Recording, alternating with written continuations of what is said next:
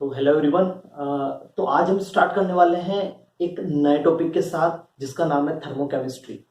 Thermochemistry thermodynamics का एक part और फर्स्ट लॉ ऑफ थर्मोडायनेमिक्स का एप्लीकेशन, दोनों चीजें बोल सकते हो यहाँ पे।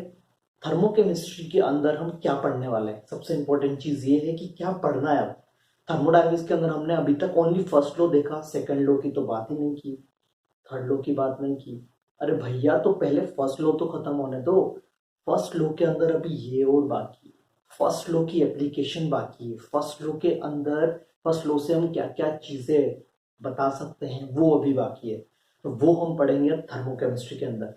थर्मोकेमिस्ट्री हमें बताता है कि कोई भी केमिकल रिएक्शन के अंदर कैसे हीट एक्सचेंज होता है, कोई भी केमिकल रिएक्शन के अंदर कैसे हीट एनर्जी में चेंजेस आते हैं, किस तरीके से, कब प्रोडक्ट की एनर्जी ज्यादा होगी, कब रिएक्टेंट की एनर्जी ज्यादा होगी, ये सारी चीजें हम थर्मोकेमिस्ट्री के अंदर पढ़ते हैं। तो थर्मोकेमिस्ट्री एक थर्मोडायनेमिक्स का काफी ज्यादा इंपॉर्टेंट पार्ट है जिसको हम स्टार्ट करने वाले हैं आज। ठीक है, तो काफी ध्यान से पूरे लेक्चर को सुनना है, पूरे लेक्चर को समझना है, इसके आगे आने वाले लेक्चरों को भी अच्छे समझना है। यहाँ पे मैं एक ही बात बोलूंगा कि यहाँ पे जो भी डेफिनेशंस होती है वो काफी ज्यादा इंपॉर्टेंट होती है। बहुत सारे क्वेश्चन ओनली हम डेफिनेशन से कर सकते हैं, तो डेफिनेशन को समझना है, डेफिनेशन की एक एक लाइन को समझने की कोशिश करना है। जो मैं समझाता जाऊं उसको बस ध्यान से सुनना है और उसको अच्छी तरीके से लिख लेना है कहीं पे, ताकि तुम्हें बाद में कहीं कोई डाउट ना हो। ठीक है, तो आज का लेक्चर काफी ज्यादा इंपॉर्टेंट है, काफी ज्यादा मजा आने वाला है। ठीक है, तो जल्दी से एक बुक, एक नोटबुक लेके, एक पेन लेके बैठ जाओगे और जल्दी से चीजें सुनते जाओगे। तो स्टार्ट करते हैं अपना लेक्चर थर्मोकेमिस्ट्री का। थर्मोकेमिस्ट्री थर्मोकेमिस्ट्री एक फिजिकल केमिस्ट्री का पार्ट है, एक थर्मोडायनेमिक्स का पार्ट, जिसके अंदर जैसे कि मैंने पहले भी बताया, केमिकल रिएक्शन की स्टडी कर रहे हैं कि केमिकल रिएक्शन के अंदर क्या हो रहा है, कब हम एनर्जी दे रहे हैं, कब एनर्जी रिलीज हो रही है। ये सारी चीजें काफी कंफ्यूजिंग है, तो इन चीजों को काफी आसानी से समझने के लिए आज थर्मोकेमिस्ट्री पढ़ेंगे। थर्मोकेमिस्ट्री एक तरीके से क्या है, थर्मोकेमिस्ट्री है फिजिकल केमिस्ट्री का एक ब्रांच, जिसके अंदर हम क्या कर रहे हैं, जिसके अंदर हम केमिकल रिएक्शंस की हीट एनर्जी को, चेंजेस को पढ़ रहे हैं। कैसे हीट चेंज हो रही है, कैसे एनर्जी में चेंजेस आ रहा है, ये सारी चीजें केमिकल रिएक्शन के अंदर कैसे हो रही है, ये सारी चीजें हम कहाँ पढ़ेंगे, हम ये सारी चीजें पढ़ेंगे हम थर्मोकेमिस्ट्री के अंदर। तो जैसा कि डेफिनेशन मैंने यहाँ पे भी लिखा हुआ है, तो एक बार डेफिनेशन से होके आते हैं। The branch of physical chemistry which deals with heat और energy changes in the chemical reaction. Chemical reaction में किस तरीके से हीट और एनर्जी का चेंज होता है, उसको जहां पढ़ते हैं वो थर्मोकेमिस्ट्री। ठीक है, डेफिनेशन से कोई काम नहीं है, मेन चीज है क्वेश्चन बनना चाहिए, मेन चीज है में कॉन्सेप्ट समझ में आना चाहिए। तो सीधा जंप करते हैं कॉन्सेप्ट पे। कहीं पे अगर तुम्हें केमिकल एनर्जेटिक्स वर्ड भी देखने को मिलता है, इसका मतलब वो थर्मोकेमिस्ट्री की बात कर रहा है। यही एक और वर्ड यूज किया जाता है बहुत सारी जगह, केमिकल एनर्जेटिक्स, तो मैंने यहाँ पे उसको भी लिख दिया कि केमिकल एनर्जेटिक्स को ही क्या बोलते हैं, थर्मोकेमिस्ट्री। जैसा कि मैंने तुम्हें पहले बताया था कि ये एक फर्स्ट लॉ ऑफ थर्मोडायनेमिक्स का यूज, एप्लीकेशन यहाँ पे होता है। तो यहाँ पे हम फर्स्ट, ये जो पूरा थर्मोकेमिस्ट्री किस पे बेस्ड है, ये फर्स्ट लॉ ऑफ थर्मोडायनेमिक्स पे बेस्ड है। ठीक है, तो सारों तीनों पॉइंट तुम्हारे यहाँ पे कवर हो रहे होंगे। ये सारी चीजें काफी बेसिक, ये सारी चीजें जस्ट इंट्रोडक्शन है थर्मोकेमिस्ट्री का। इन चीजों को समझने के लिए सबसे पहले हमें समझना पड़ेगा कि जो भी केमिकल रिएक्शंस होती है, अगर उनको हीट और एनर्जी के अकॉर्डिंग क्लासिफाई किया जाए, दो तरीके से क्लासिफाई कर सकते हैं। पहला क्लासिफिकेशन होगा एंडोथर्मिक, दूसरा क्लासिफिकेशन होगा एक्सोथर्मिक। फर्स्ट क्या है, एंडोथर्मिक क्या है। एंडोथर्मिक रिएक्शन वो रिएक्शन है जिस रिएक्शन के अंदर हमें बाहर से एनर्जी देनी पड़ रही है, तब जाके वो प्रोडक्ट में कन्वर्ट होगा। उस टाइप की रिएक्शन को हमने क्या नाम दे दिया, एंडोथर्मिक, जो कि हम बेसिकली जानते हैं कि एंडो एक्सो होता क्या है। एक्सोथर्मिक रिएक्शन का मतलब, एक्सोथर्मिक रिएक्शन का मतलब है कि जिसमें रिएक्शन होने के बाद कुछ एनर्जी इवॉल्व हो गई, कुछ एनर्जी रिलीज हो गई, तो उस रिएक्शन को हमने क्या बोल दिया, उस रिएक्शन को हमने क्या बोल दिया, एक्सोथर्मिक। ठीक है, तो दो टाइप की रिएक्शन है, एक एंडो दे दिया, एक का नाम एक्सो दे दिया। ठीक है, एंडो मतलब जहां पे एनर्जी गेन कर रहा है, जहां पे एनर्जी एब्जॉर्ब कर रहा है। एक्सो मतलब जहां पे एनर्जी रिलीज कर रहा है, जहां पे एनर्जी इवॉल्व कर रहा है। ठीक है, ये थोड़ी सी बेसिक चीज क्लियर हुई होगी पहले एंडो और एक्सो में। डिफरेंस सबसे इंपॉर्टेंट चीज है। फिर अगर हम यहाँ पे बात करें, अब थोड़ा सा फोकस करते हैं एक पर्टिकुलर रिएक्शन के ऊपर। तो अब स्टार्ट करते हैं एंडोथर्मिक रिएक्शन को देख के। एंडोथर्मिक रिएक्शन का मतलब क्या है, मैंने जैसे कि तुम्हें पहले डेफिनेशन में समझाया कि जिसमें हम एनर्जी गेन कर रहे हैं, जिसमें रिएक्टेंट एनर्जी गेन कर रहे हैं, जिसमें रिएक्टेंट एब्जॉर्ब कर रहे हैं एनर्जी को। अगर वो एनर्जी एब्जॉर्ब करके प्रोडक्ट में कन्वर्ट हो रहे हैं, मतलब जो प्रोडक्ट होगा उसकी एनर्जी क्या हो जाएगी, ज्यादा, क्योंकि उसके पास जो एब्जॉर्ब वाली एनर्जी है वो भी एक्सट्राइड हो गई। ये समझ में आ रही है? मतलब वहां पर रिएक्टेंट की एनर्जी कम है और प्रोडक्ट की एनर्जी क्या है, ज्यादा है। तो एंडोथर्मिक रिएक्शंस वो रिएक्शंस होती है जहां पर प्रोडक्ट की एनर्जी ज्यादा होती है और रिएक्टेंट की एनर्जी कम होती है। ये चीज क्लियर हो रही होगी। ये एंडोथर्मिक वो रिएक्शंस जहां पे प्रोडक्ट की एनर्जी ज्यादा, रिएक्टेंट की एनर्जी कम। क्यों कम बोल रहा हूँ? क्योंकि रिएक्टेंट ने कुछ एनर्जी गेन करके प्रोडक्ट में कन्वर्ट हुआ, मतलब प्रोडक्ट के पास जो गेन की हुई एनर्जी थी वो एक्स्ट्रा ऐड होकर आई है, इसका मतलब उनकी एनर्जी ज्यादा है। ठीक है, तो थोड़ा सा इसको यहाँ से समझते हैं। एंडोथर्मिक रिएक्शन का मतलब क्या है, the chemical reaction which proceed with absorption of heat, मतलब जिसमें एब्जॉर्प्शन ऑफ हीट होता है उसको हम क्या बोलते हैं, एंडोथर्मिक रिएक्शन। ठीक है, जैसे कि थोड़ा सा एग्जांपल से देखते हैं यहाँ पे क्या है, ए प्लस बी ने कुछ हीट गेन किया, प्लस क्यू का मतलब क्या है, उसने हीट एब्जॉर्ब किया, उसने हीट गेन किया और वो सी और डी में कन्वर्ट हो गया। तो यहाँ पे उसने हीट क्या किया है, गेन किया है, हीट गेन किया है। तो ये किस टाइप की रिएक्शन होगी, एंडोथर्मिक। इसको लिखने का एक और तरीका मैंने नीचे लिखा हुआ है। कभी कभी क्वेश्चन के अंदर क्या होता है कि इस तरीके से ना लिख के इस तरीके से दे देता है, मतलब ए प्लस बी से कन्वर्ट हो रहा है सी प्लस डी और माइनस टू लगा दिया। माइनस क्यू का मतलब क्या है कि ये प्लस क्यू उधर जाके क्या हो गया, सिंपल माइनस क्यू, मतलब ये दोनों सेम सेम चीजें लिखी हुई है। तो उसको कंफ्यूज नहीं होना देख के कि हमेशा क्यू इधर ही लिखा होगा या इधर ही लिखा होगा, कहीं पे भी लिख सकता है, डिपेंड करेगा ये साइन, प्लस और माइनस वाला साइन। अगर इधर माइनस साइन आया हुआ है टू के साथ, मतलब वो एंडोथर्मिक है। ठीक है, ये चीज क्लियर हो रही है क्या बोल रहा हूँ, इधर प्लस साइन आया हुआ है मतलब इसका मतलब भी क्या है, वो एंडोथर्मिक है। तो डिपेंड करता है कि वो किसी भी फॉर्म में केमिकल इक्वेशन को हमें रिप्रेजेंट कर सकते हैं। अब जैसे कि मैंने तुम्हें पहले बताया कि यहाँ पे ए और बी ये क्यू हीट को एब्जॉर्ब करके सी और डी में कन्वर्ट हो रहे हैं। तो मतलब ये सी और डी की जो एनर्जी होगी, जो एंथैल्पी होगी, वो ज्यादा होगी। तो मैंने यहाँ पे लिखा हुआ कि एचपी जो होता है वो क्या होगा, एच आर, मतलब इनकी एनर्जी से क्या होगी, ज्यादा, मतलब एचपी ग्रेटर देन क्या होगा, एच आर। तो डेल्टा एच अगर मैं बात करूं तो डेल्टा एच होता क्या है, प्रोडक्ट माइनस रिएक्टेंट, मतलब एचपी माइनस एच आर।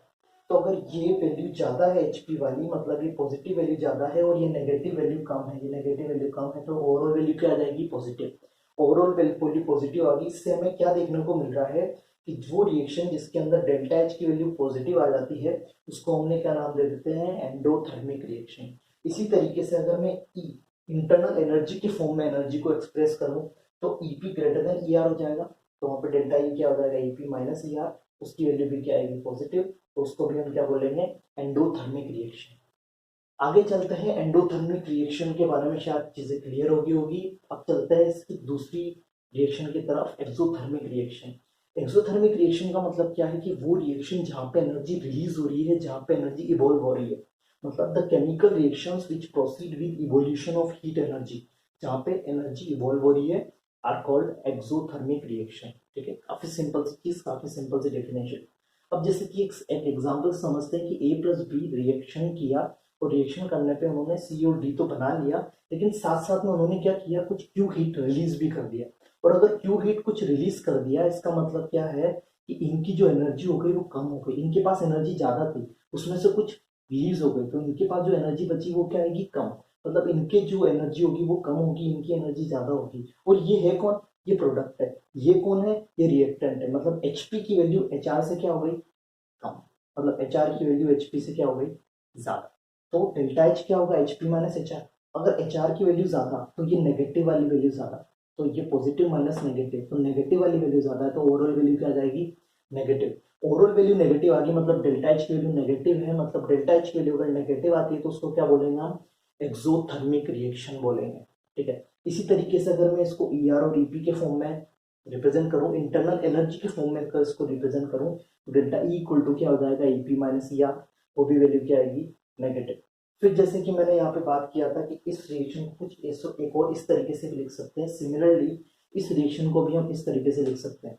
इस वाली क्यू वाली वैल्यू को मैं इस साइड लेके आ जाऊंगा, तो A plus B minus Q is equal to क्या हो जाएगा, C+D। तो यहाँ पे अगर तुम्हारे पास इस तरीके से रिप्रेजेंटेशन दिया हुआ है, ये रिप्रेजेंटेशन भी एक्सोथर्मिक को रिप्रेजेंट कर रहा है, ये रिप्रेजेंटेशन भी एक्सोथर्मिक को रिप्रेजेंट कर रहा है, दोनों रिप्रेजेंटेशन एक्सोथर्मिक रिएक्शन को ही रिप्रेजेंट कर रहा है। ये सारी चीजें जो भी तुम्हें एंडोथर्मिक और एक्सोथर्मिक मैंने समझाया, उन दोनों को मैंने आज एज अ समरी के फॉर्म में लिखा हुआ है, तो उसको भी थोड़ा ध्यान रख लेते हैं, क्योंकि ओवरऑल चीज हमें यही याद रखनी है कि एक्सोथर्मिक रिएक्शन कौन सी होती है, जहाँ पे एनर्जी रिलीज हो रही है और जहाँ पे एनर्जी इवॉल्व हो रही है, वो रिएक्शन क्या होगी हमारी एक्सोथर्मिक। मतलब वहाँ पे डेल्टा एच भी नेगेटिव आएगा, वहाँ पर डेल्टा ई भी नेगेटिव आएगा। ठीक है, इसी तरीके से एंडोथर्मिक क्या है, एंडोथर्मिक है जहाँ पे एनर्जी गेन हो रही है, जहाँ पे एनर्जी अब्सॉर्ब हो रही है, वहाँ पे डेल्टा एच पॉजिटिव, वहाँ पे डेल्टा ई भी पॉजिटिव। ठीक है, तो काफी सिंपल सी चीज, एंडो मतलब एनर्जी गेन कर रहा है, डेल्टा एच पॉजिटिव है। एक्सो मतलब जहाँ पे एनर्जी रिलीज हो रही है और डेल्टा एच की वैल्यू नेगेटिव है, उसको सिंपल क्या बोलेंगे हम, एक्सोथर्मिक। तो ये दो डेफिनेशन है जो हमें आसानी से याद रखती है। इसके आगे वाली चीजें हम थोड़ी देर में स्टार्ट करते हैं, तब तक के लिए तुम इसका स्क्रीनशॉट ले लोगे। तो अब चलते हैं आगे अपने नए टॉपिक की तरफ, थर्मोकेमिस्ट्री के अंदर हीट ऑफ रिएक्शन या एंथैल्पी ऑफ रिएक्शन। तो कहीं पे भी अगर तुम्हें ये वर्ड सुनने को मिलेगा, क्योंकि पूरे थर्मोकेमिस्ट्री के अंदर ओनली इसी वर्ड का यूज किया जाएगा। तो हीट ऑफ रिएक्शन या फिर एंथैल्पी ऑफ रिएक्शन क्या होता है, आज अभी उसको समझने की कोशिश करेंगे। ठीक है, तो हीट ऑफ रिएक्शन या एंथैल्पी ऑफ रिएक्शन का मतलब क्या है, it is defined as the change in enthalpy. हाँ, क्या है, चेंज इन एंथैल्पी है when quantities of substance, suppose किसी भी रिएक्शन में जो भी रिएक्टेंट है उनकी क्वांटिटी हमने कुछ ली हुई है, जैसे कि हम 1 मोल लेते हैं, 2 मोल लेते हैं, तो उन क्वांटिटीज की बात कर रहा है। ठीक है, when quantities of substance indicated by chemical equation, जैसे कि केमिकल इक्वेशन लिख के उनके नीचे हम लिखते हैं कि 1 मोल है, 2 मोल है, तो इंडिकेट करते हैं वो कंप्लीटली रिएक्टेड। जो भी रिएक्टेंट है वो कंप्लीटली रिएक्ट होना चाहिए। जब तक वो कंप्लीटली रिएक्ट नहीं होगा तो हम बता नहीं सकते कि कितनी एनर्जी उस पूरी रिएक्शन में इवॉल्व हुई है, एब्जॉर्ब हुई है। तो ये सबसे इंपॉर्टेंट चीज है कि तुम्हारा यहाँ पे जो भी एनर्जी है वो कंप्लीट, जो भी तुम्हारी रिएक्शन है वो क्या होनी चाहिए, कंप्लीटली रिएक्ट होनी चाहिए। रिएक्ट होगी तभी हम उसकी हीट ऑफ रिएक्शन या एंथैल्पी ऑफ रिएक्शन को फाइंड आउट कर पाएंगे। तो काफी सिंपल सी डेफिनेशन है कि चेंज इन एंथैल्पी है जब जब हम किसी केमिकल इक्वेशन में जब रिएक्टेंट होता है वो कंप्लीटली रिएक्ट कर लेते हैं, तो कितना एनर्जी में चेंज आता है, एंथैल्पी में चेंज आता है, उसको क्या बोल दिया हमने, सिंपल हीट ऑफ रिएक्शन। ठीक है, अब इसको फाइंड आउट कैसे करते हैं, तो थोड़ा फॉर्मूले के ऊपर चलते हैं। एंथैल्पी ऑफ रिएक्शन या हीट ऑफ रिएक्शन, इसको डेल्टा एच बोल दिया क्योंकि चेंज है। और वैसे भी मैंने तुम्हें पहले बताया हुआ है कि हम एब्सोल्यूट वैल्यू को फाइंड आउट नहीं कर सकते, हम ओनली चेंज को फाइंड आउट कर सकते हैं। तो मैं क्या बोल सकता हूँ यहाँ पे, sigma H P minus sigma H R. इस सिग्मा वाला वर्ड तुमने देखा होगा, अगर मैं तो स्टूडेंट हो तो सिग्मा का मतलब होता है ऐड करना। ठीक है, तो यहाँ पे हम जितनी भी प्रोडक्ट है हमारे पास, उन सारे प्रोडक्ट की जितनी भी एंथैल्पी है उनको ऐड करेंगे और उसको माइनस करेंगे हम जितनी भी रिएक्टेंट की एंथैल्पी है। Sigma H P minus sigma H R. Sigma H P क्या है, एंथैल्पीज ऑफ द प्रोडक्ट है, और सिग्मा एच आर क्या है, एंथैल्पीज ऑफ द रिएक्टेंट है। तो सिंपल सा एक फॉर्मूला है हमारा यहाँ पे डेल्टा एच का, हीट ऑफ रिएक्शन का, एंथैल्पी ऑफ रिएक्शन का, कि sigma H P minus sigma H R, मतलब प्रोडक्ट में से रिएक्टेंट। इंपॉर्टेंट चीज है, काफी कुछ बच्चों को तुम्हें पहले डाउट आ रहा था कि सर फाइनल माइनस इनिशियल, वैसे यहाँ पे प्रोडक्ट माइनस रिएक्टेंट है। प्रोडक्ट को ऐड करो, माइनस क्या करना है फिर तुम्हें, रिएक्टेंट करना है। ठीक है, तो enthalpies of the product minus enthalpies of the reactant. अब ये चीज तो हमें समझ ली कि हीट ऑफ रिएक्शन को हम कैसे निकालेंगे, कैसे यूज करेंगे, ये सारी चीजें तो मैं तुम्हें आगे क्वेश्चंस के अंदर बताऊंगा। लेकिन मेन चीज है कि एक थोड़ा सा एग्जांपल से थोड़ा सा और क्लियर करने की कोशिश करते हैं। तो ये एक रिएक्शन लिखी हुई है। ठीक है, तो रिएक्शन और एक इक्वेशन, दो वर्ड यूज होते हैं।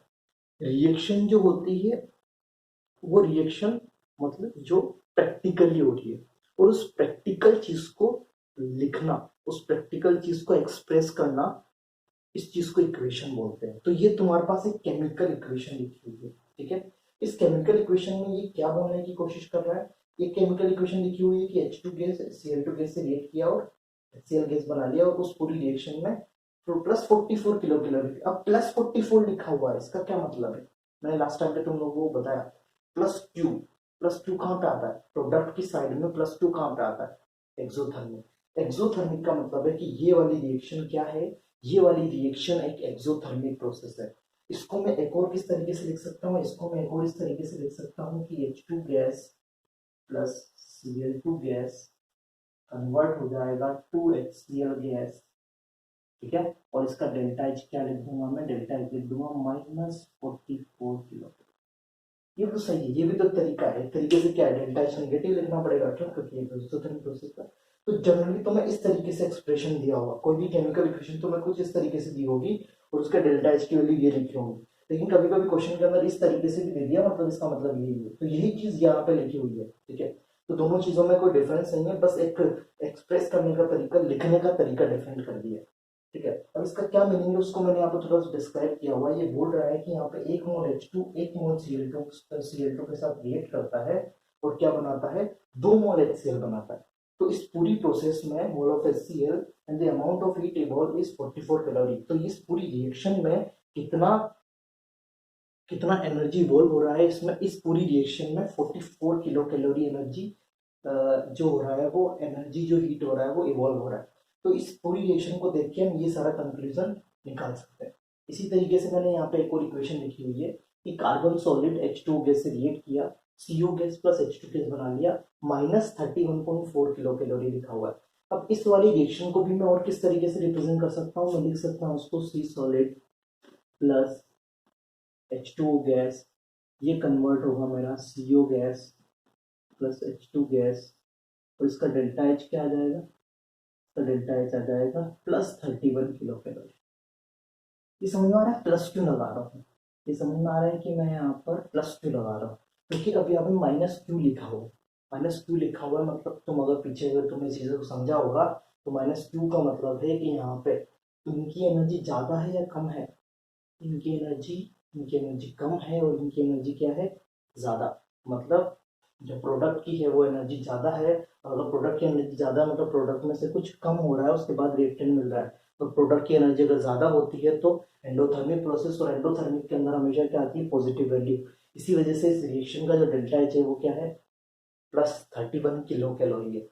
अब ये रिएक्शन क्या रिप्रेजेंट कर रहा है, ये बोलता है कि अगर 1 मोल मैंने कार्बन सॉलिड लिया और अगर उसको रिएक्ट करवाया मैंने 1 मोल वाटर के साथ, ठीक है, 1 मोल H2 गैस के साथ, तो क्या बनेगा, 1 मोल कार्बन मोनोऑक्साइड और 1 मोल H2 गैस बनेगा। और यहाँ पे 31.4 करना है इसको, 31.4 kilo calorie, 31.4 kilo calorie heat यहाँ पे एब्जॉर्ब होगा, हीट यहाँ पे गेन होगा, मतलब ये रिएक्शन करवाने पे इतनी एनर्जी ये रिएक्शन गेन करेगा।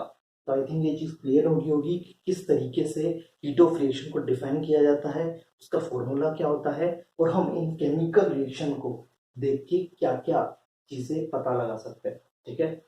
तो ये चीज अगर क्लियर हो गई हो तो जल्दी से स्क्रीनशॉट ले लोगे। तो हीट ऑफ रिएक्शन पढ़ने के बाद अब हम चलते आगे इसके फैक्टर्स को पढ़ने के लिए कि कौन कौन से ऐसे फैक्टर है जो हीट ऑफ रिएक्शन को, एंथैल्पी ऑफ रिएक्शन को अफेक्ट करते हैं, जिनकी वजह से हीट ऑफ रिएक्शन चेंज हो सकता है। उन फैक्टर्स की बात करेंगे, ठीक है। तो एक एक फैक्टर को समझेंगे अच्छे से और उनको याद रखेंगे, ठीक है। चलते सबसे पहले फर्स्ट फैक्टर की तरफ कि factor affecting heat of reaction. First factor है physical nature of reactant and product. First factor मैंने यहाँ पे लिखा हुआ है कि कोई भी रिएक्टेंट और प्रोडक्ट के जो भी फिजिकल स्टेट है, उस फिजिकल स्टेट में अगर चेंज है तो तुम्हारा जो भी डेल्टा एच होगा, तुम्हारा जो भी डेल्टा यू होगा, एंथैल्पी चेंज होगा, यानी हीट ऑफ रिएक्शन होगा, वो डिफरेंट आएगा अगर तुमने उसका फिजिकल स्टेट चेंज किया। जैसे कि एक बार मैंने क्या किया हुआ है, मुझे कार्बन डाइऑक्साइड बनाना है, गैसियस फॉर्म में कार्बन डाइऑक्साइड गैसियस फॉर्म में बनाना है। अब मेरे पास दो तरीके हैं, या तो मैं कार्बन डायमंड वाला कार्बन लूँ या फिर मैं अमोर्फस वाला कार्बन लूँ, ठीक है। अब दोनों कार्बन मैंने ऑटो गैस यूज किया और दोनों की रिएक्शन, एक बार कार्बन डायमंड को ऑटो से रिएक्ट करवाया तो CO2 बनाया, जिसमें मेरा डेल्टा एच निकल के आ रहा है -94.3 किलो कैलोरी, ठीक है। ये सारा, ये जो भी लिखा हुआ है मैंने सारा यहाँ पे एक्सपेरिमेंटल डाटा, ये तुम्हें याद करने की जरूरत नहीं है, ठीक है। और सेकंड मैंने वेको रिएक्शन करवाई, सी अमोर्फस ऑटो गैस से CO2 गैस बनाया, तो यहाँ पे डेल्टा एच आ रहा है -97.7 किलो कैलोरी। अब क्या हो रहा है कि अगर तुम देखोगे कि एक तरीके से CO2 तो बन रहा है तो ये तो सेम है, O2 जो यूज कर रहा हूँ वो भी सेम है, लेकिन मैंने क्या चेंज कर दिया, मैंने ओनली इन दोनों रिएक्टेंट, ये रिएक्टेंट कार्बन रिएक्टेंट का जो भी था फिजिकल स्टेट क्या कर दिया, मैंने चेंज कर दिया। तो फिजिकल स्टेट चेंज करने से जो डेल्टा एच की वैल्यू थी वो भी क्या आ गई, डिफरेंट आ गई। इससे क्या पता चल रहा है कि अगर मैं किसी भी रिएक्शन के अंदर अगर मैं रिएक्टेंट के फिजिकल स्टेट को चेंज कर देता हूँ तो उसके डेल्टा एच भी क्या हो जाता है, चेंज। मतलब कब चेंज होगा, अगर मैं उसका फिजिकल स्टेट चेंज कर दूंगा। तो ये यहाँ पे इन दोनों का जो different physical state of reactant, यहाँ पे दोनों रिएक्टेंट है, इनका क्या है, फिजिकल स्टेट डिफरेंट है। सेकंड एग्जांपल की तरफ चलते हैं। यहाँ पे H2 gas plus half O2 gas से मैंने H2O गैस बना, ठीक है। तो H2 गैस है, तो यहाँ पे डेल्टा H की वैल्यू क्या है, यहाँ पे डेल्टा H की वैल्यू -57.8 किलो कैलोरी। मतलब मैंने जब हाइड्रोजन गैस और ऑक्सीजन गैस को मिलाया और जब मैंने H2O गैस बनाया, स्टीम बनाया, एक तरीके से स्टीम बोल सकते हो, तो यहाँ पे जो तुम्हारा एंथैल्पी चेंज हुआ, नेगेटिव आ रहा है, मतलब एक्सोथर्मिक, मतलब यहाँ पे इतनी एनर्जी इवॉल्व हुई है, इतनी एनर्जी यहाँ पे रिलीज हुई है, ठीक है। इसी तरीके से मैंने सेकंड रिएक्शन की H2 gas plus half O2 gas, ठीक है। मैंने दूसरी रिएक्शन करवाई, तो उसमें क्या होगा, तुम्हारा H2 लिक्विड बनाया, आपकी बात मैंने लिक्विड वाटर बनाया, तो वहाँ पे डेल्टा H की वैल्यू क्या आ रही है, -68.32 किलो कैलोरी। अब तुम देखोगे तो दोनों का जो रिएक्टेंट था वो सेम था, लेकिन प्रोडक्ट क्या है, अलग अलग है। तो यहाँ पे अगर हम बात करें तो एक का डेल्टा एच वैल्यू ये, एक का डेल्टा एच वैल्यू, दोनों की डेल्टा एच वैल्यू क्या है, डिफरेंट। अब डिफरेंट क्यों आ रही है, क्योंकि इन दोनों की फिजिकल स्टेट में क्या डिफरेंस है। यहाँ पे गैसियस फॉर्म में है, यहाँ पे क्या है, लिक्विड फॉर्म में है। तो क्या बोल सकते हैं कि यहाँ पे जो different physical nature of product है, यहाँ पे जो दोनों प्रोडक्ट बने हुए हैं इनका फिजिकल नेचर क्या है, डिफरेंट है। इस फिजिकल नेचर डिफरेंट होने की वजह से क्या हो रही है, इसकी वैल्यू डिफरेंट और इसकी वैल्यू डिफरेंट, ठीक है। अब इस इसके अंदर तुम एक और चीज देखोगे कि यहाँ पे जो वैल्यू आ रही है वो नेगेटिव में ज्यादा आ रही है, मतलब यहाँ पे ज्यादा हीट इवॉल्व हुई है, यहाँ पे कम हीट इवॉल्व हुई है, ये चीज समझ में आ रही है। अब यहाँ पे ज्यादा हीट इवॉल्व क्यों हुई है, वो उस चीज को थोड़ा समझते हैं कि ये जो सेकंड केस के अंदर जो डेल्टा एच की वैल्यू है ज्यादा क्यों है, हाइयर क्यों है।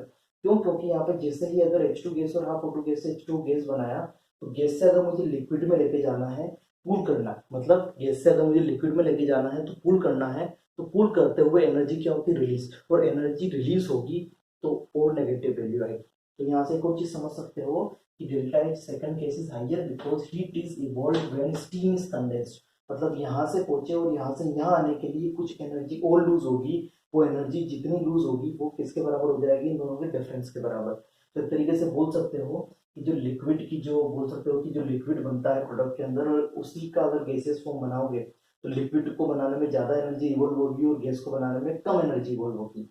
मेन चीज पे आता है कि यहाँ पे जो भी फिजिकल स्टेट थी प्रोडक्ट्स की वो क्या डिफरेंट है, और उन दोनों के डिफरेंट होने की वजह से क्या बोल सकते हैं कि उसके डेल्टा एच पे भी क्या आ रहा है, फर्क पड़ रहा है। इस वजह से यहाँ से बोल सकते हो कि जो फिजिकल नेचर होता है रिएक्टेंट और प्रोडक्ट का, अगर उसमें हमने चेंजेस किए तो हमारे डेल्टा एच की वैल्यू पे भी क्या आएगा, चेंज आएगा। तो काफी ज्यादा इंपॉर्टेंट चीज है कि कौन सा ऐसा फैक्टर है जो डेल्टा एच को चेंज कर रहा है। मतलब अगर मैं रिएक्टेंट और प्रोडक्ट की फिजिकल नेचर को, फिजिकल स्टेट को अगर चेंज कर देता हूँ तो इनके डेल्टा एच की वैल्यू में भी क्या आएगा, डिफरेंस आएगा। तो I think first point clear हो गया होगा कि हीट ऑफ रिएक्शन को कैसे फिजिकल नेचर वाला जो भी पॉइंट है वो अफेक्ट कर रहा है। सेकंड चीज है enthalpies of solution. Enthalpies of solution का क्या मतलब है कि जैसे कि एक H2O गैस है मेरे पास, और इसको मैंने I2 सॉल्यूशन और I2 ड्राई, एक बार I2 ड्राई मतलब उसको किसी सॉल्यूशन के साथ मिक्स नहीं किया I2 को, बस ऐसे जस्ट I2 के साथ सिंपली सॉलिड फॉर्म में होता है I2, तो उसके साथ जनरली रिएक्शन करवा दी। लेकिन यहाँ पे क्या किया है, मैंने I2 का एक डिफरेंट सॉल्यूशन बनाया। सर बोल सकते हो कि वाटर के अंदर I2 डाल के एक सॉल्यूशन कंप्लीट बनाया, उसकी रिएक्शन फिर H2O गैस के साथ कराया और एक बार बिना सिंपल I2 सॉलिड के साथ रिएक्शन करवाई। तो अगर एक बार सॉल्यूशन में रिएक्शन करवाई तो यहाँ पे 2HI सॉल्यूशन प्लस सल्फर बना, तो उसका डेल्टा एच आ रहा है -21.93 किलो कैलोरी। और यहाँ पे H2S gas plus I2 dry से 2HI प्लस S बन रहा है, तो यहाँ पे डेल्टा एच की वैल्यू आ रही है -172 किलो कैलोरी। तो इन दोनों में देखोगे तो वैल्यूज क्या आ रही है, डिफरेंट डिफरेंट आ रही है। डिफरेंट डिफरेंट क्यों आ रही है, क्योंकि एक कंडीशन में मैंने I2 सॉल्यूशन यूज किया है, एक कंडीशन में मैंने I2 ड्राई यूज किया है। तो यहाँ से तुम बोल सकते हो कि अगर सॉल्यूशन यूज करोगे और एक बार ड्राई यूज करोगे तो सॉल्यूशन और ड्राई के अंदर, दोनों के अंदर जो डेल्टा एच की वैल्यू आएगी वो डिफरेंट आएगी, वो वैल्यू कभी भी सेम नहीं होगी। तो वही चीज मैंने यहाँ पे वापस लिखी हुई है कि so the enthalpies of reaction differ when in one case dry substance react, in one case dry substance react and in another case when same substance react in solution। मतलब वही सब्सटेंस एक बार सॉल्यूशन में react कर रहा है और एक बार वो ड्राई कंडीशन में है, दोनों के अंदर जो भी एंथैल्पी में चेंज आएगा वो क्या आएगा, डिफरेंट आएगा। तो यहाँ पे काफी ज्यादा इंपॉर्टेंट चीज है कि अगर सॉल्यूशन में यूज कर रहे हो और एक सिंपल ड्राई फॉर्म में यूज कर रहे हो, दोनों की वजह से डेल्टा इस पे भी क्या पड़ेगा, फर्क पड़ेगा। तो एक तो फिजिकल नेचर से फर्क पड़ रहा है, एक बार सॉल्यूशन में अगर हम इसको यूज कर रहे हैं तो उससे फर्क पड़ रहा है। थर्ड चीज जो है वो उसको हम पढ़ चुके हैं फर्स्ट लॉ के अंदर, जहाँ पे हमने एंथैल्पीज के बारे में देखा था। अब एक और चीज क्या है जिससे फर्क पड़ सकता है, एक और चीज है कि हम कौन सी कंडीशन पे कर रहे हैं, हम कांस्टेंट वॉल्यूम पे रिएक्शन करवा रहे हैं या हम कांस्टेंट प्रेशर पे रिएक्शन करवा रहे हैं। तो अगर मैं कांस्टेंट वॉल्यूम पे रिएक्शन करवा रहा हूँ, मतलब क्यूवी की वैल्यू क्या होगी, डेल्टा यू। कांस्टेंट वॉल्यूम पे हीट एक्सचेंज किसके बराबर होता है, डेल्टा यू के बराबर, लास्ट टाइम पे बताया हुआ है मैंने। और एक एट कांस्टेंट प्रेशर पे क्यूपी, क्यूपी मतलब heat exchange at constant pressure की वैल्यू किसके बराबर होगी, डेल्टा एच। मतलब कांस्टेंट वॉल्यूम पे इंटरनल एनर्जी में चेंज के बराबर आएगा और कांस्टेंट प्रेशर में एंथैल्पी चेंज के बराबर आएगा। ठीक है, ये चीज पढ़ा। तो अगर मैं बात करूं तो ये दोनों वैल्यू तो अलग अलग है। मतलब अगर मैं एक बार कांस्टेंट वॉल्यूम पे अगर करूंगा तो जो एनर्जी चेंज आएगा वो डेल्टा यू आएगा। मैं कांस्टेंट प्रेशर पे करूंगा तो एनर्जी चेंज डेल्टा एच आएगा। और हमें ये तो पता है कि डेल्टा एच और डेल्टा यू तो सेम नहीं है। इसका मतलब क्या है कि मैं कांस्टेंट वॉल्यूम पे करूंगा तो वैल्यू अलग है, कांस्टेंट प्रेशर पे करूंगा तो वैल्यू अलग है। तो इस चीज पे भी डिपेंड करेगा कि रिएक्शन किस कंडीशन पे हो रही है, कांस्टेंट प्रेशर पे हो रही है, कांस्टेंट वॉल्यूम पे हो रही है। फिर जैसा कि हमें पता है कि we know that delta H is equals to delta U plus delta n g R T होता है, पहले भी पढ़ चुके हैं। डेल्टा एच को मैंने यहाँ से क्यूपी लिख दिया, डेल्टा यू को यहाँ से क्यूबी लिख दिया और एक नई इक्वेशन बना दी, QP equal to QB plus delta NGRT. QP क्या है, heat exchange at constant pressure है। क्यूबी क्या है, heat exchange at constant volume है। डेल्टा एनजीआरटी, डेल्टा एनजी कैसे निकालते हैं ये चीजें तुम लोगों को पहले से पता है। ठीक है, तो इस फॉर्मूले का भी तुम कहीं पे यूज कर सकते हो। मेन चीज है कि किस तरीके से कंडीशंस अगर हम चेंज करें कांस्टेंट प्रेशर पे और कांस्टेंट वॉल्यूम पे, दो अलग अलग टाइम पे, दो अलग अलग कंडीशन पे अगर हम हीट रिएक्शन निकालने की कोशिश करें तो उन दोनों की वैल्यू अलग अलग आएगी। तो ये भी काफी एक इंपॉर्टेंट फैक्टर यहाँ पे होता है। फोर्थ फैक्टर की तरफ चलते हैं, एलोट्रोपिक नेचर। एलोट्रोपिक नेचर का सिंपल मीनिंग क्या है, एलोट्रोपिक का मतलब होता है कि किसी एक पर्टिकुलर कोई भी अगर हमारे पास एलिमेंट है तो उसके डिफरेंट फॉर्म्स अवेलेबल होते हैं। जैसे कार्बन है तो कार्बन डायमंड और कार्बन ग्रेफाइट। तो डायमंड और ग्रेफाइट ये दोनों एलोट्रोप है कार्बन के, डायमंड फॉर्म में भी होता है, ग्रेफाइट फॉर्म में भी होता है। तो क्या किया, कार्बन डायमंड को मैंने O2 के साथ रिएक्शन करवाया और CO2 गैस बनाई। उसमें मेरा डेल्टा एच लगा -395.4 किलो कैलोरी। और कार्बन ग्रेफाइट को O2 गैस के साथ रिएक्शन करवाया तो CO2 गैस बना तो डेल्टा एच लगा -393.5 किलो जूल। ठीक है, यहाँ पे किलो जूल, यहाँ पे भी किलो जूल सिमिलर है।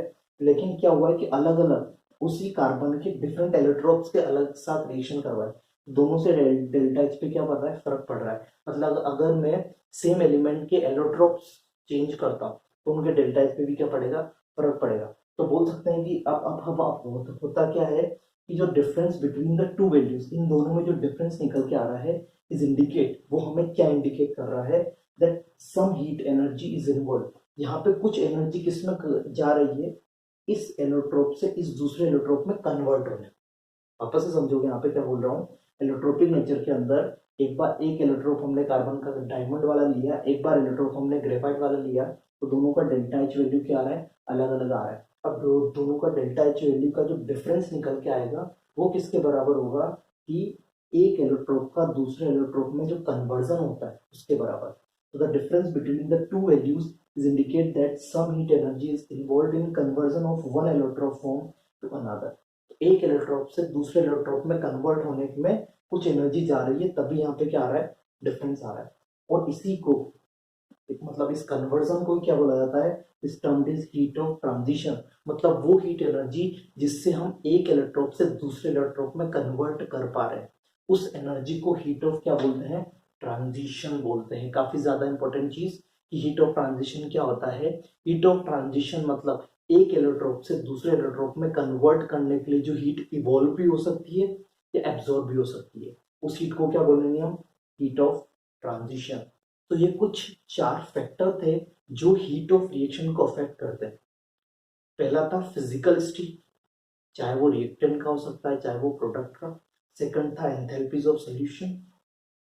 थर्ड था अपना या तो हम कांस्टेंट वॉल्यूम पे करवाए या हम कांस्टेंट प्रेशर पे करवाए। और फोर्थ है हमारा एलोट्रोपिक फॉर्म, अगर हम एलोट्रोपिक फॉर्म को चेंज करेंगे तो डेल्टा एच की वैल्यू में भी क्या आएगा, चेंज आ जाएगा। ठीक है, तो जल्दी इसको नोट डाउन करोगे। तो चलते हैं अब अपने नए टॉपिक की तरफ जिसका नाम है टाइप्स ऑफ हीट रिएक्शन। कितने टाइप की हीट ऑफ रिएक्शन होती है, इसके अंदर हम पहला टाइप पढ़ने वाले हैं एंथैल्पी ऑफ फॉर्मेशन या हीट ऑफ फॉर्मेशन। मतलब एंथैल्पी ऑफ फॉर्मेशन और हीट ऑफ फॉर्मेशन का क्या मतलब है कि किसी भी कंपाउंड को बनाना है अगर हमें, तो उस कंपाउंड को बनाने में कितनी एनर्जी लगती है या कितनी एनर्जी इवॉल्व होती है या कितनी एनर्जी हमें देनी पड़ती है, तब जाके वो कंपाउंड बनता है। तो उस कंपाउंड के फॉर्मेशन के लिए जो एनर्जी लग रही है एक तरीके से, उसी को क्या बोल रहे हैं हम, एंथैल्पी ऑफ फॉर्मेशन। अब एंथैल्पी ऑफ फॉर्मेशन का बेसिक मीनिंग समझ में आ रहा है कि हाँ, किसी चीज को, किसी कंपाउंड को फॉर्म करना है तो कुछ एनर्जी चाहिए या कुछ एनर्जी इवॉल्व हो रही है, कुछ भी हो सकता है, नेगेटिव पॉजिटिव दोनों वैल्यू हो सकती है। तो उस चीज को हम क्या बोल रहे हैं, हीट ऑफ फॉर्मेशन। लेकिन यहाँ पर अगर हमें थोड़ा सा कैलकुलेशन पॉइंट ऑफ व्यू से अगर बात करें, तो यहाँ पे जो उसकी डेफिनेशन है ना, उस डेफिनेशन के अंदर ही सारा कुछ छिपा हुआ, सारा कुछ चीजें उस डेफिनेशन के अंदर है। तो सबसे पहले मैं तुम्हें उस डेफिनेशन को समझाता हूँ। उस डेफिनेशन का एक एक पॉइंट तुम्हें क्लियर होना चाहिए, तभी जाके तुम ये जो नीचे कुछ क्वेश्चंस लिखे हुए हैं इनको काफी आसानी से सोल्व कर पाओगे। ठीक है, तो पहले डेफिनेशन को अच्छे से देखते हैं। डेफिनेशन क्या है, it is the change in enthalpy. एक तरीके से हीट ऑफ फॉर्मेशन क्या है, एंथैल्पी में चेंज ही है। कब है, when 1 mole of a substance. यहाँ पे जो ये 1 मोल लिखा है ना, ये 1 मोल इतनी बड़ी चीज है कि इससे बड़ी कोई चीज ही नहीं है इस डेफिनेशन में। कितना मोल बनना चाहिए, 1 मोल ही बनना चाहिए। 1 मोल के लिए ही डिफाइन होती है क्या, एंथैल्पी ऑफ फॉर्मेशन। पर मोल के लिए डिफाइन होती है एंथैल्पी ऑफ फॉर्मेशन। मतलब जो चेंज हो रहा है वो हमें चेंज किसके लिए निकालना है, वो चेंज हमें 1 मोल के लिए ही निकालना है। उसी को हम हीट ऑफ रिएक्शन मतलब एंथैल्पी ऑफ फॉर्मेशन बोलेंगे या हीट ऑफ फॉर्मेशन बोलेंगे। 1 मोल के लिए ही निकालना है। थोड़ा सा और आगे चलते हैं। It is the change in enthalpy when 1 mole of a substance is formed. 1 mole substance बनाना है, किससे, डायरेक्टली फ्रॉम, किससे बनाना है, required amount of its constituent element. अब ये कॉन्स्टिट्यूएंट एलिमेंट क्या है, इसको समझते हैं। कॉन्स्टिट्यूएंट एलिमेंट्स का मतलब है कि जो नेचुरली फॉर्म में हमें एलिमेंट मिलते हैं, नेचुरल फॉर्म। तो नेचुरल फॉर्म जो होती है किसी भी एलिमेंट की, उनसे मिलके बना होना चाहिए।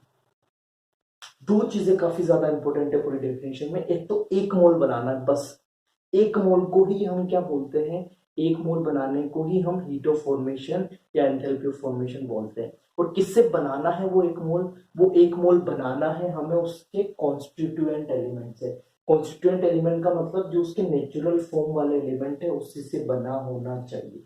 ठीक है, 2 इंपॉर्टेंट चीज डेफिनेशन के अंदर। एंथैल्पी ऑफ फॉर्मेशन का मतलब क्या है कि चेंज, एंथैल्पी में चेंज हो रहा है और 1 मोल सब्सटेंस बन रहा है। किससे बन रहा है, उसके कॉन्स्टिट्यूएंट एलिमेंट से बन रहा है डायरेक्टली। उसको क्या बोलेंगे हम, एंथैल्पी ऑफ फॉर्मेशन या हीट ऑफ फॉर्मेशन। एग्जांपल से थोड़ा सा और क्लियर करते हैं चीजों को। जैसे कि मुझे दिया हुआ कि मुझे CH4 बनाना है। ठीक है, CH4 मुझे बनाना है। तो CH4 के जो, अब इसका 1 मोल यहाँ पर अगर तुम देख रहे हो तो 1 मोल लिखा हुआ है, मतलब 1 मोल वाला ये चीज तो हमारा फंडा क्लियर हो गया। इसमें आगे हमें सोचने की जरूरत नहीं है। अब हमें सोचना है कि हमें बनाना किससे, इसके कंस्टिट्यूएंट एलिमेंट से। अब कंस्टिट्यूएंट एलिमेंट किससे होना है क्या, तो मुझे CH4 बनाने के लिए क्या क्या चाहिए, तो कार्बन चाहिए और एक हाइड्रोजन चाहिए। तो हाइड्रोजन नेचुरल फॉर्म में कैसे मिलता है, H2 गैस की फॉर्म में। मतलब यहाँ पे मुझे H2 गैस लेना पड़ेगा। और जो कार्बन का जो भी नेचुरल फॉर्म है वो है carbon graphite, according to thermodynamics. Thermodynamics बोलता है कि जो नेचुरल फॉर्म ऑफ कार्बन है वो क्या है हमारे पास, कार्बन ग्रेफाइट। तो कार्बन ग्रेफाइट ये भी नेचुरल फॉर्म है, मतलब ये कॉन्स्टिट्यूएंट एलिमेंट है और ये कॉन्स्टिट्यूएंट एलिमेंट है। इनको मिला के मैंने इस CH4 को बनाया। तो ये CH4 कितना बनाया, 1 मोल। तो इसको 1 मोल बनाने के लिए जो एनर्जी यहाँ पे चेंज, एंथैल्पी में चेंज हुआ, वही क्या है मेरा, डेल्टा एच फॉर्मेशन है, मतलब हीट ऑफ फॉर्मेशन है। इसको फॉर्म करने के लिए एनर्जी लगी CH4 को। मतलब यहाँ पे जो डेल्टा एच लिखा हुआ है -74.8 किलो जूल, ये 74.8 किलो जूल किसके बराबर होगा, delta H formation of CH4 gas. मतलब CH4 गैस को बनाने में जो हीट ऑफ फॉर्मेशन लगा है वो किसके बराबर है, -74.8। वापस से सुनोगे, बहुत ज्यादा इंपॉर्टेंट चीज है और समझा रहा हूँ यहाँ पे, ये बहुत ज्यादा इंपॉर्टेंट चीज है कि CH4 गैस बनाना है। अब CH4 गैस बनाना है तो सबसे पहले तो कितना बनाना है, 1 ही मोल बनाना है। तो हाँ भाई साहब, 1 ही मोल बन रहा है, कोई दिक्कत नहीं है। तो पहला वाला फंडा अपना क्लियर हो गया। दूसरा फंडा क्या है कि किससे बना होना चाहिए, कॉन्स्टिट्यूएंट एलिमेंट से। कॉन्स्टिट्यूएंट एलिमेंट है क्या, नेचुरल फॉर्म वाले, जिस फॉर्म में नेचुरल फॉर्म में हमें मिलता है उसी फॉर्म में प्रेजेंट होने चाहिए। कौन, जो रिएक्टेंट है जिससे वो मिलके बन रहा है। तो देखते हैं, अगर मुझे CH4 गैस बनाना है तो खुद सोचोगे कि CH4 के अंदर दो चीजें हैं, एक तो हाइड्रोजन है, दूसरा कार्बन है। हाइड्रोजन का नेचुरल फॉर्म क्या है, हाइड्रोजन का नेचुरल फॉर्म है H2 गैस, मतलब एक तो H2 जो H4 बन रहा होगा वो H2 गैस से बन रहा होगा। और कार्बन का नेचुरल फॉर्म तुम्हें याद रखना है क्या होता है, कार्बन ग्रेफाइट। तो कार्बन ग्रेफाइट, इन दोनों से अगर मिलके ये CH4 बन रहा है और यहाँ पे कुछ वैल्यू लिखी हुई है, वो वैल्यू हमेशा किसके बराबर होगी, वो वैल्यू हमेशा delta H formation of CH4 जो बन रहा है उसके बराबर होगी। सिंपल सी चीज है, काफी ज्यादा सिंपल चीज है। थोड़ा सा और समझोगे, बहुत सारे एग्जाम्पल लेके आया हूँ आज, तो सारे एग्जाम्पल को एक एक करके समझेंगे, ठीक है। तो यहाँ पे जो भी ये -74.8 किलो जूल वैल्यू लिखी हुई थी, ये किसके बराबर होगी, ये वैल्यू बराबर होगी delta H formation of CH4 gas के बराबर। क्यों हो गई, क्योंकि इसको डेफिनेशन पूरा सेटिस्फाई कर रहा है। आगे चलते हैं, यहाँ पे लिखा हुआ है कि एक H2 और गैस और Cl2 गैस से मिलके HCl गैस बना, और इस पूरी रिएक्शन में जो डेल्टा H की वैल्यू निकल के आए वो कितनी निकल के आई, -44 किलो कैलोरी, इतनी वैल्यू निकल के आई। तो मुझे किसी ने पूछ लिया इसी क्वेश्चन के अंदर कि बताओ मुझे कि delta H formation of HCl gas क्या होगा। मुझे ये पूछ लिया किसी ने क्वेश्चन के अंदर कि बताओ, अगर तुम्हें ये रिएक्शन दे दी और मुझे बोला कि बताओ इसका अगर डेल्टा H इतना है तो उसका delta H formation of HCl gas कितना होगा। तो मैं सबसे पहले डेफिनेशन के ऊपर जाऊंगा, तो मैं देखता हूँ कि 1 मोल बनना चाहिए पहले। लेकिन जैसे ही मैं इस सेकंड वाले रिएक्शन को देखने आया तो मुझे तो कितना दिखा, 2। मतलब ये जो -44 किलो कैलोरी जो बना हुआ है, ये वैल्यू 2 मोल के लिए आंसर है, ये 1 मोल के लिए आंसर नहीं है। क्यों, क्योंकि यहाँ पे तो 2HCl है और मुझे तो डेल्टा H फॉर्मेशन पहले से डिफाइन है कितने के लिए होना चाहिए, 1 मोल के लिए। इसी वजह से ये क्या होना चाहिए, यहाँ पे 1 मोल होना चाहिए, लेकिन यहाँ पे कितना है, 2 है। चल, तो 2 मोल के लिए इतनी वैल्यू है। तो चलो उसको हम डिवाइड बाय 2 करेंगे तो आसानी से आंसर निकाल सकते हैं। अगर 2 मोल के लिए इतनी लग रही है तो 1 मोल के लिए कितनी लगेगी, आसानी से निकाल सकते हैं। तो चलो पहली डेफिनेशन तो हम सॉल्व कर लेंगे। सेकंड चीज है कि क्या उसके कॉन्स्टिट्यूएंट एलिमेंट से मिलकर बना है, तो उसको देखते हैं कि HCl बनाना है। तो HCl में दो चीजें हैं, एक तो H है और एक Cl है। H का कॉन्स्टिट्यूएंट एलिमेंट H2, Cl का कॉन्स्टिट्यूएंट है Cl2। अगर ये दोनों चीजें रिएक्टेंट के अंदर है, इसका मतलब कि वो डेल्टा H फॉर्मेशन के अंदर हम उसको यूज कर सकते हैं। तो देखोगे तो HCl का जो H यूज है वो H2 गैस यूज हो रहा है, Cl का Cl2 गैस यूज हो रहा है। इसका मतलब क्या है, ये इसके कॉन्स्टिट्यूएंट एलिमेंट है। लेकिन यहाँ पे कितना मोल बन रहा है, 2 मोल। तो अगर 2 मोल बनाने में इतनी एनर्जी लग रही है तो 1 मोल बनाने में कितनी लगेगी। तो हम बोल सकते हैं कि जो इसका डेल्टा H फॉर्मेशन होगा वो होगा -44/2, मतलब -22 किलो कैलोरी। तो अगर तुम्हें कुछ इस तरीके से कोई रिएक्शन दे देता है तो तुम्हें बोलता है कि बताओ इसका delta H formation of HCl क्या होगा, तो इसका डिवाइड बाय 2 होगा। क्यों होगा, क्योंकि यहाँ पे 2 मोल है और जो मेरा हीट ऑफ फॉर्मेशन होता है वो 1 मोल के लिए डिफाइन होता है। क्लियर है, चीजें क्लियर है, समझ में आ रहा है क्या चल रहा है। आगे चलते हैं एक और एग्जाम्पल की तरफ, इसको और अच्छे से समझते हैं। लिखा हुआ है H2 गैस और हाफ ऑटो गैस, ठीक है, और इससे H2 गैस बनाया है। तो मुझे बोला है कि कुछ डेल्टा H1 कुछ है, डेल्टा H1 कुछ वैल्यू निकल के आई। हर चीज में डेटा यूज करने की जरूरत नहीं होती, ठीक है। तो यहाँ पे डेल्टा H1 हमारे पास इस रिएक्शन का जो हीट एंथैल्पी जो चेंज है वो डेल्टा H1 है।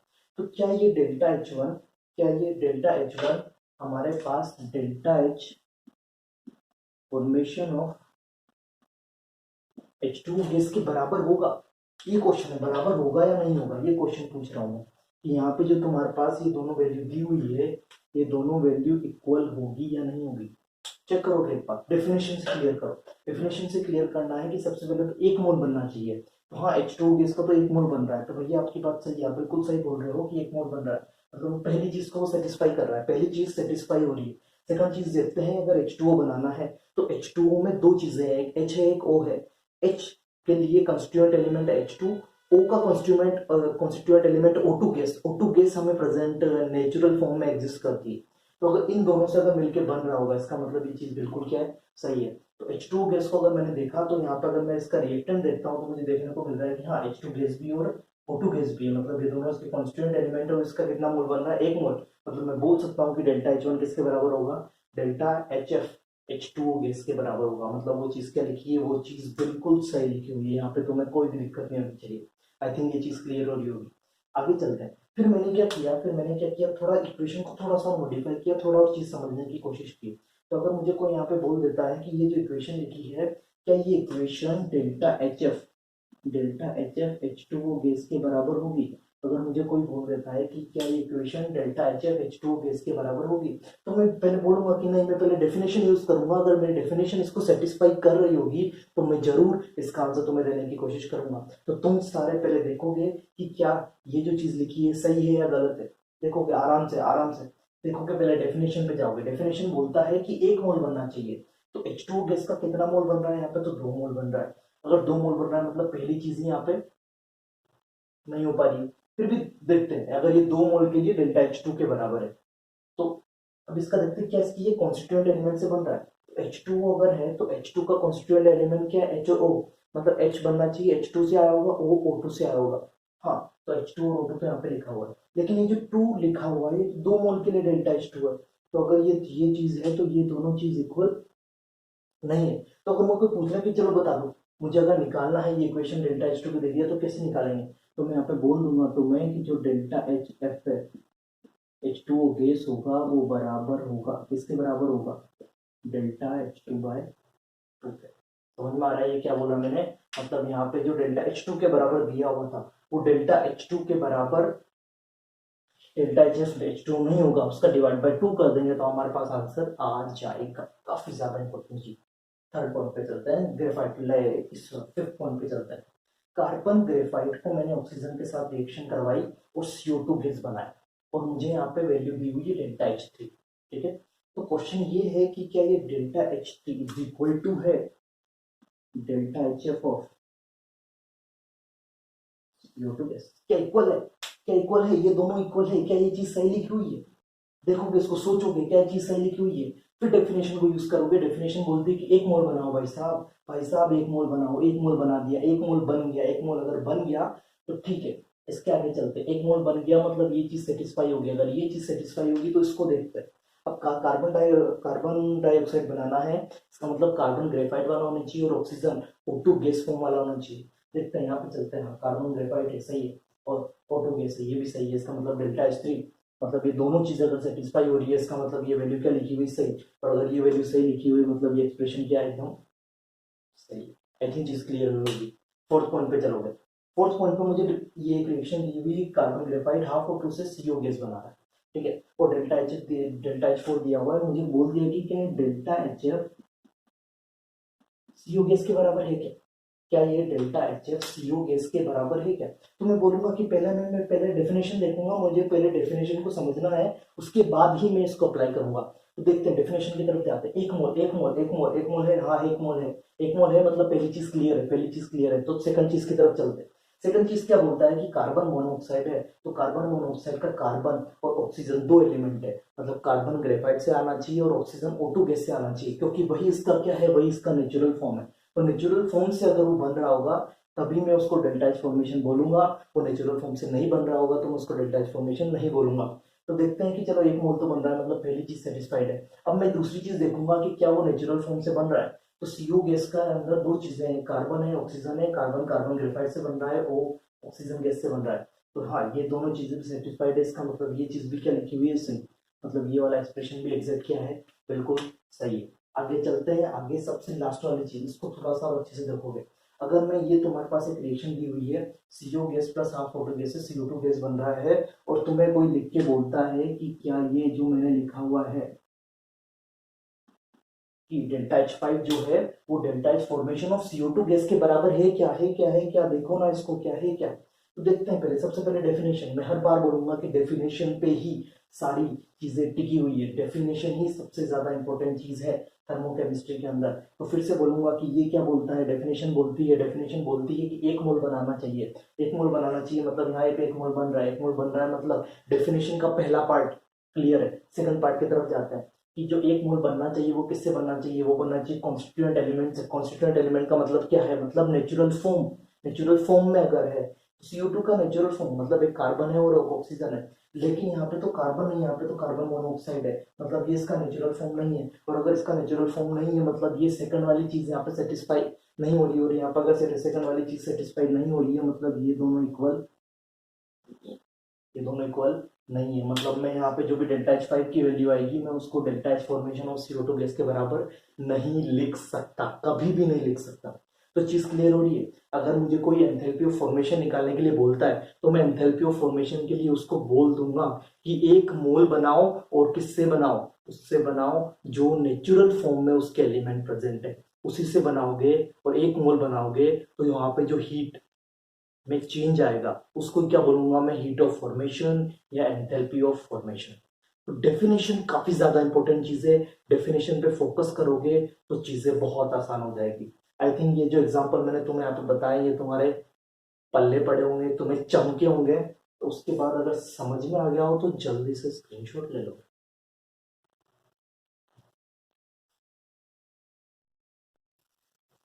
बोर्ड पे तुम्हारे सामने दो क्वेश्चन लिखे हुए हैं, उन दोनों क्वेश्चन को पहले नोट डाउन करो। नोट डाउन करने के बाद उनको सॉल्व करो, आंसर निकालो, ट्राई करो, फिर मैं इसका सॉल्यूशन बताता हूँ। ठीक है, जल्दी से जाओ। तुम लोगों ने जाके उसको सॉल्व किया होगा, आंसर निकाला होगा। ठीक है, तो अब जल्दी से इसको सॉल्व करके हम आंसर निकालते हैं। तो पहला क्वेश्चन ट्राई करते हैं। लिखा हुआ है the standard heat of formation at 298 kelvin for CCl4, H2O, CO2 and HCl gas. चारों के लिए हमें स्टैंडर्ड हीट ऑफ फॉर्मेशन दिया हुआ है क्वेश्चन के अंदर। 298 केल्विन मतलब 25 डिग्री सेल्सियस पे, और respectively calculate delta H note निकालना है। तो डेल्टा एच नोट अगर मुझे क्वेश्चन के आंसर के अंदर निकालना है तो डेल्टा एच नोट के लिए डेफिनेशन क्या होगी, डेल्टा एच नोट होगा sigma of, delta H note के लिए sigma of delta H F not of product minus delta H F not of reactant. ये हमने पहले से पढ़ा हुआ है। अब प्रोडक्ट के अंदर कौन कौन है फटाफट से देख लेते हैं। प्रोडक्ट के अंदर है हमारा CO2 और HCl।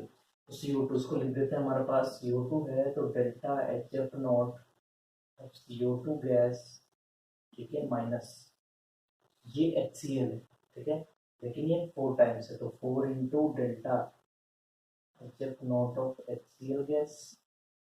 ठीक है, सॉरी प्लस ही आएगा यहाँ पे, तो उसके बाद माइनस ये रिएक्टेंट, ये प्रोडक्ट पूरा खत्म हो गया। अब रिएक्टेंट की तरफ चलते हैं। रिएक्टेंट में हमारे पास CCl4 है, delta H F not of CCl4 gas, delta H F not four CCl4 gas minus 2 into delta H F not of H2O gas.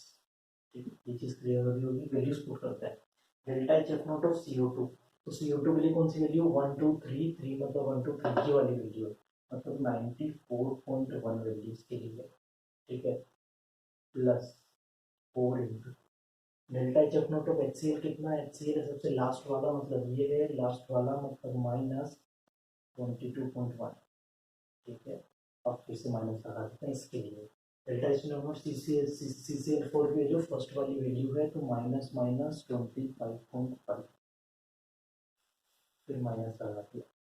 ठीक है, यहाँ से फिर माइनस लग गया अपना, फिर है 2 into delta H not of H2O कितना है, H2O है माइनस 57.8, माइनस 57.8। ठीक है, ये सारी वैल्यूज हमने यहाँ पे पुट किया है। ये सारी वैल्यूज पुट करोगे तो तुम्हारे पास आंसर निकल के आ जाएगा 41.4 किलो। ये किसकी वैल्यू निकल के आएगी तुम्हारे पास, डेल्टा एच। देखिए कैलकुलेशन पार्ट है, ये कैलकुलेशन पार्ट तो तुम्हें पता है कि मैं करूंगा नहीं, तो तुम्हें ही करना पड़ेगा। तो इसका कैलकुलेशन कर लेना, इन सबको ऐड मल्टीप्लाई गुणा भाग करना आता है तुम लोगों को, तो गुणा भाग ही करना है बस, गुणा भाग कर लेना तो आंसर आ जाएगा। ठीक है, अभी सेकंड वाले क्वेश्चन की तरफ चलते हैं। लिखा हुआ है the molar heat of formation of NH4NO3 is minus 367.5 kilo joule, और अगर and those of N2O and H2O और कुछ 81.46 और माइनस 285 किलो जूल दिया हुआ है 25 डिग्री से 180 प्रेशर, मतलब वही इनका डेल्टा एच नोट फॉर्मेशन दिया हुआ है।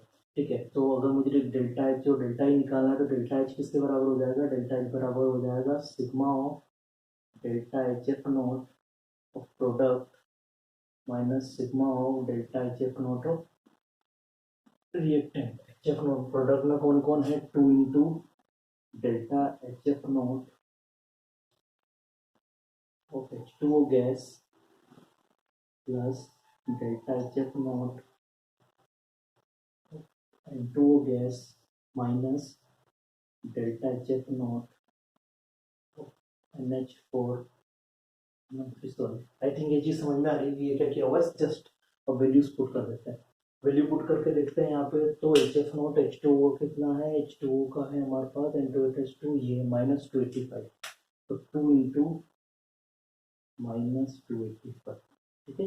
ये किलो जूल है तो इसको हम लास्ट में यूज कर लेंगे। प्लस N2 का कितना है 81.46, तो 81.46 माइनस इसका है -367.5, तो माइनस ऑफ -367.5, ठीक है। ये सारी वैल्यूज को तुम ऐड करोगे तो तुम्हारे पास आंसर निकल के आएगा ओवरऑल -122.56 किलो जूल, ठीक है। ये सारा कैलकुलेशन पार्ट है, तुम खुद करोगे। कैलकुलेशन पार्ट में मैं तुम्हारी हेल्प बिल्कुल भी नहीं करूंगा। तो ये तुम्हारे पास डेल्टा एच निकल के आ गया, ठीक है। तो यहाँ से तुमने फर्स्ट चीज तो निकाली, calculate delta H. Delta H naught बोल दो या डेल्टा एच बोल दो, बात सिमिलर है, क्योंकि तो यहाँ पे उसने मेंशन कर दिया 25 डिग्री सेल्सियस, तो डेल्टा एच निकालना मतलब यहाँ पे, ठीक है। वो स्टैंडर्ड कंडीशन है, डेल्टा एच नोट बोल दिया। अब हमें पता है कि we know that delta H is equal to delta U plus delta NGRT. अगर delta U is equal to delta और एनजीआरटी लगाना है तो डेल्टा एनजी की वैल्यू बता सकते हैं कितनी यहाँ पे।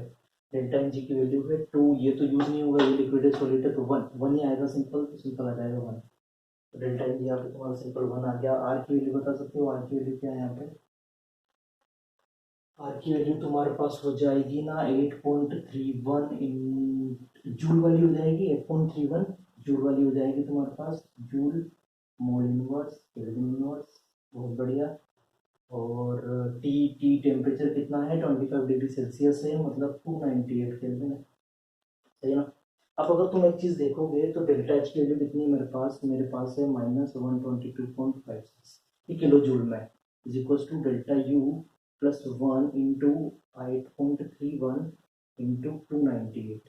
अगर तुम ये चीज देखोगे तो यहाँ पे तुम्हारे पास ये जूल में ही है, तो इसको किलो जूल में भी कन्वर्ट करना पड़ेगा, तो इंटू 10⁻³ से मल्टीप्लाई करना पड़ेगा, ठीक है। तो यहाँ से जब इसको पूरा तुम सिंप्लीफाई करोगे तो तुम्हारे पास जब इस पूरी चीज को इधर लेके आओगे तो डेल्टा यू की वैल्यू निकल के आएगी, और उसकी वैल्यू एग्जैक्ट आएगी -125.037 की, ठीक है। ये किलो जूल किलो, तो ये तुम्हारे पास डेल्टा यू निकल के आ जाएगा, ठीक है। तो यहाँ से हमने डेल्टा एच निकाल लिया, यहाँ से हमने डेल्टा यू निकाल लिया। तो इस क्वेश्चन के अंदर जो हमसे पूछा था हमने वो फाइंड आउट कर लिया। तो आई थिंक दोनों क्वेश्चन तुम्हें समझ में आ गए होंगे कैसे किया है। जल्दी से स्क्रीनशॉट ले लोगे